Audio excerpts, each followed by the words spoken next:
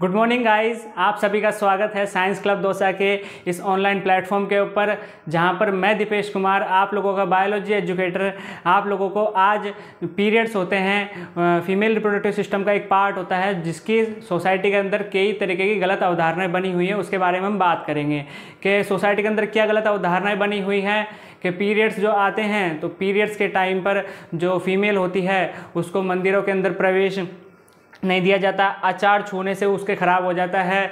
और जो पीरियड्स होते हैं लड़कियों में पीरियड्स क्यों आते हैं और पीरियड्स के टाइम पर ब्लड क्यों आता है, और जो गर्भवती जो लेडीज़ होती है यानी प्रेग्नेंट जो लेडीज़ होती है उनके अंदर पीरियड्स क्यों नहीं आते हैं। पीरियड्स क्यों नहीं आते गर्भवती के अंदर, क्योंकि वो भी तो लेडीज़ ही है, और लड़कों में क्यों नहीं आते हैं। ये सब चीज़ों के बारे में आज डिस्कस करेंगे।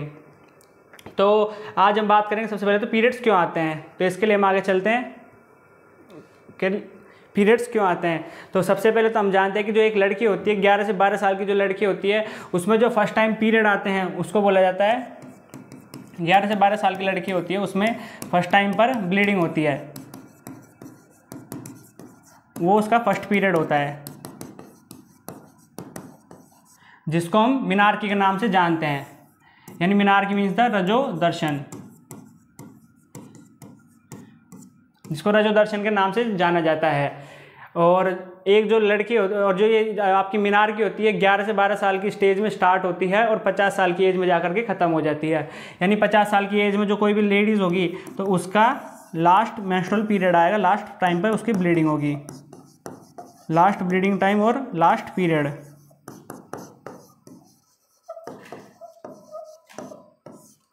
ये होता है 50 साल। और जो बीच की जो एज होती है 12 से 50 साल की एज, ये एज उसकी मेंस्ट्रुएशन की एज होती है जिसके अंदर वो मेंस्ट्रुअल साइकिल आती है, उसके अंदर वो प्रेग्नेंट हो सकती है।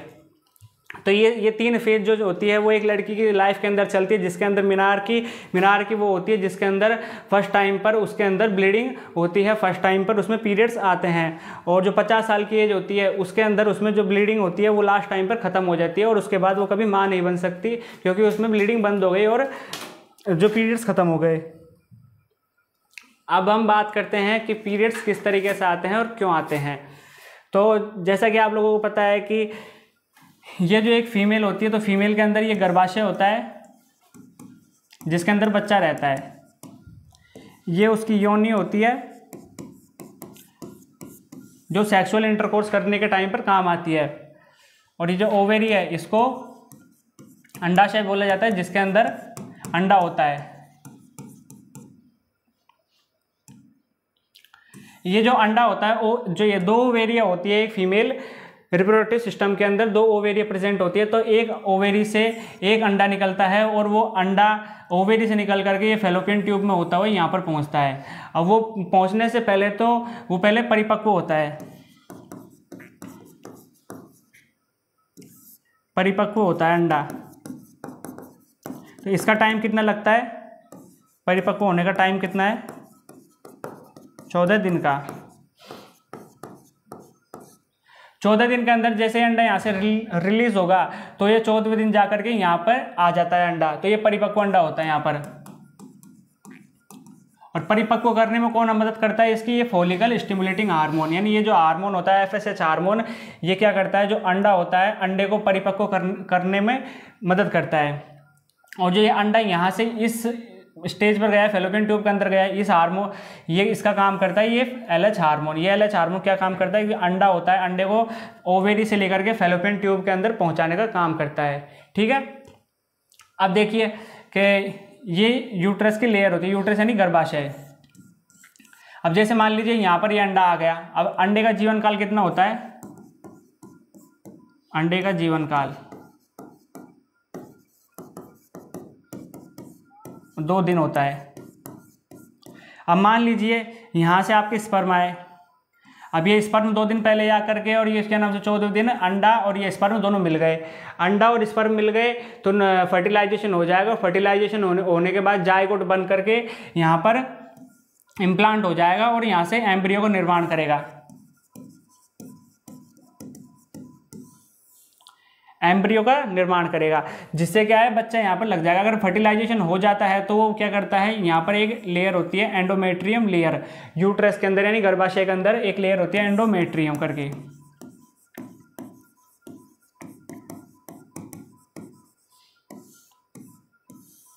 एंडोमेट्रियम लेयर होती है, वो लेयर क्या काम करती है, वो लेयर काम करती है जो बच्चा बना है, एम्ब्रियो बना है, उसको सपोर्ट करने का और प्रोटेक्ट करने का काम करती है। ठीक है, और ये जो जो लेयर होती है एंडोमेट्रियम लेयर, इसको बनाने का काम करता है एस्ट्रोजन हार्मोन। एंडोमेट्रियम को बनाने का काम ये करता है।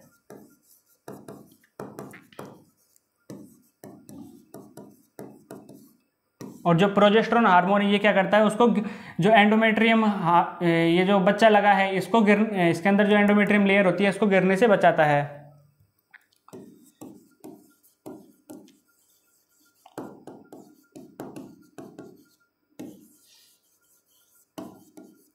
लेयर को गिरने से बचाता है।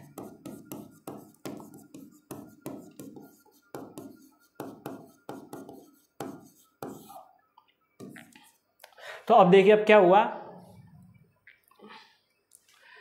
कि जैसे मानो यहाँ से अंडा आया और यहाँ से स्पर्म गए। अब 14वें दिन यहाँ पर अंडा आया और किसी ने के नाम से सेक्स किया 12वें दिन, तो अंडे का जीवन काल कितने दिन का है, 2 दिन का। यानी 14वें दिन अंडा आया तो 15 और 16 अपन ने 3 दिन ले लिए। अब किसी ने 12वें दिन इंटरकोर्स किया, सेक्स किया, तो जो स्पर्म होते हैं उसका जीवन काल होता है 3 दिन का। यानी किसी ने 12वें दिन सेक्स किया तो 12, 13 और 14 दिन, यानी 14वें दिन पर जा करके जो ये स्पर्म है और जो ये अंडा है ये दोनों मिल जाएंगे और फर्टिलाइज हो जाएंगे। फर्टिलाइज होकर के जायगोट का निर्माण करेंगे। जायगोट का निर्माण करने के बाद ये एम्ब्रियो बनाएंगे और ये एम्ब्रियो क्या होगा, यहाँ पर अटैच हो जाएगा। एंडोमेट्रियम जो लेयर होती है यूट्रस की, गर्भाशय की, वहाँ पर जाकर के बच्चा लग जाता है, जिससे कि एम्ब्रियो का निर्माण हो जाता है और यहाँ पर बच्चा लग जाता है। और फिर ये जो एंडोमेट्रियम लेयर है, जैसे ही बच्चा लगता है वैसे ही इस हार्मोन का लेवल बढ़ जाता है। इस हार्मोन का लेवल बढ़ जाता है, इस हार्मोन का लेवल बढ़ जाता है। और प्रेगनेंसी के टाइम पर जो लेडीज होती हैं उनको इस हार्मोन की गोलियां भी दी जाती है, जिससे कि ये जो लेयर है वो गिरे नहीं और बच्चा सुरक्षित रहे। तो ये हार्मोन का लेवल बढ़ जाता है और क्या ना, स्पर्म यहाँ से गए और जो ओवम है यानी अंडा है, अंडा और जो स्पर्म है वो दोनों मिले। तो मिलने के बाद यहाँ पर क्या हो जाएगा, फर्टिलाइजेशन हो जाएगा।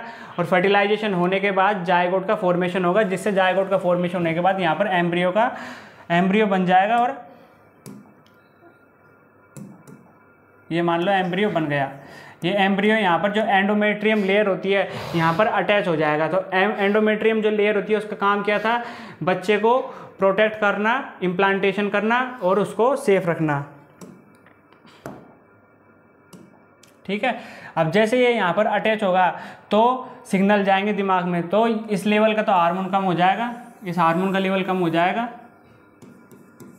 इसका तो कम हो जाएगा लेवल, और इसका लेवल बढ़ जाएगा, इसका लेवल बढ़ जाएगा। प्रोजेस्टेरोन हार्मोन का लेवल बढ़ जाने की वजह से क्या हो जाएगा, ये जो लेयर है, ये लेयर है एंडोमेट्रियम, ये इसको गिरने से बचाएगा। ये लेयर गिरेगी नहीं, एंडोमेट्रियम लेयर, और बच्चा यहाँ पर इम्प्लांट रहेगा। अब ये तो हो गई क्या नाम से, इस तरीके से पीरियड्स नहीं आते हैं। अब हुई पीरियड्स किस तरीके से आते हैं। अब जैसे मानो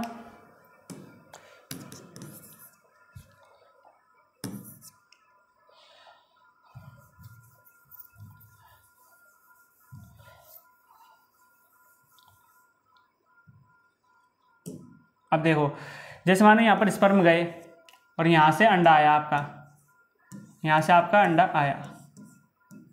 अब मान लो अंडा आया 14 दिन, यहाँ पर अंडा आ गया और यहाँ से स्पर्म गए मान लो लेट।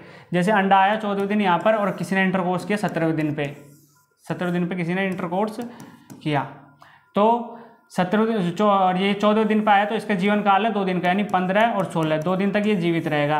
और उसके अलावा जो इंटरकोर्स मान लो उसने 17वें दिन पे किया तो स्पर्म कब जाएंगे, कब उससे अटैच होंगे, और 2 दिन बाद तो ये अंडा मर जाएगा। तो वो जो इंटरकोर्स है वो किसी काम का नहीं रहेगा।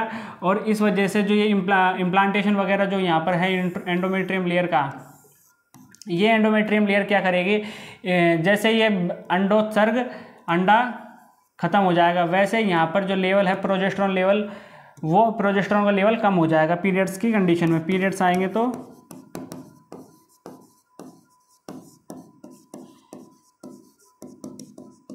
जैसे ही पीरियड्स आएंगे तो ये लेवल कम हो जाएगा, किसका, प्रोजेस्टेरोन का।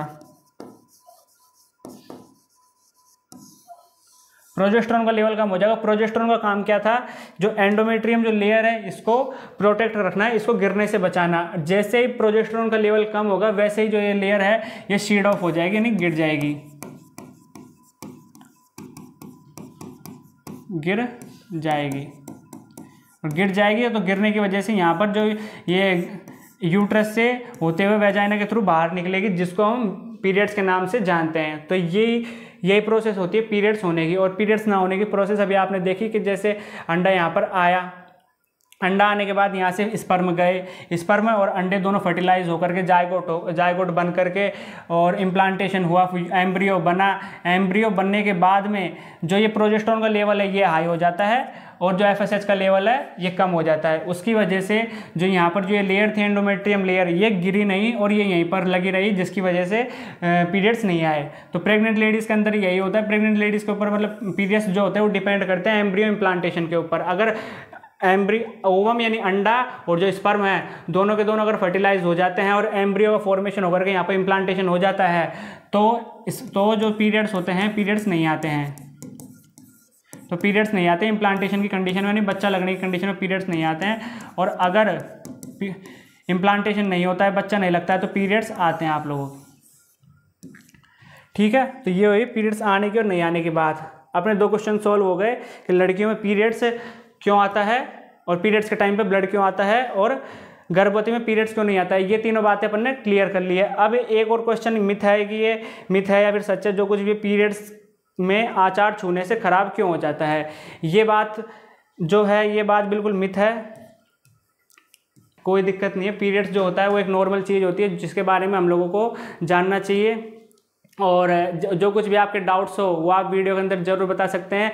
आपको वीडियो कैसी आई, पसंद लगी नहीं लगी, पीरियड्स के बारे में कितना समझा आपने, जो एक नॉर्मल कंडीशन है। तो आपको जैसी भी वीडियो लगी हो लाइक ज़रूर करना, कमेंट और सब्सक्राइब ज़रूर करें। बाकी मिलते हैं नेक्स्ट सेशन में। जय हिंद, जय भारत।